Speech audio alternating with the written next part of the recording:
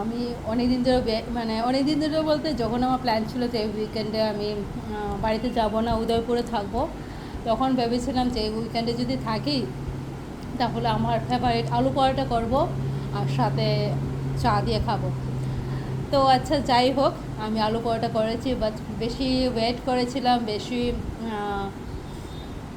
মানে পাগল মানে something like that I was eagerly waiting to eat aloo paratha. তো যাই হোক, আলু পরোটা বসে আমি মোবাইল দেখছিলাম, তো আমার আলু পরোটা পুরো জ্বলে গেল। আর বাকি চাও বানিয়ে এলাম, চাটা এত ভাজে হয়েছে মানে আমার হাসি হচ্ছে। তো এখন কী করো, দুইটাই ভাজে হয়েছে, তো বাজে বাজে মানে মাইনাসে মাইনাসে প্লাস করেই খাচ্ছি, কারণ আলু পরোটাটা খারাপ হয়েছে, চাটা আরও বেশি খারাপ হয়েছে। সো আমি ভাবলাম যে দুইটি জোর এত খারাপ, আমার মনটা একটু ভালো করে নেই। তো মনটা ভালো করে সে আমি পজিটিভিটি মানে অ্যাড করে এনজয় করছি খাবারটা।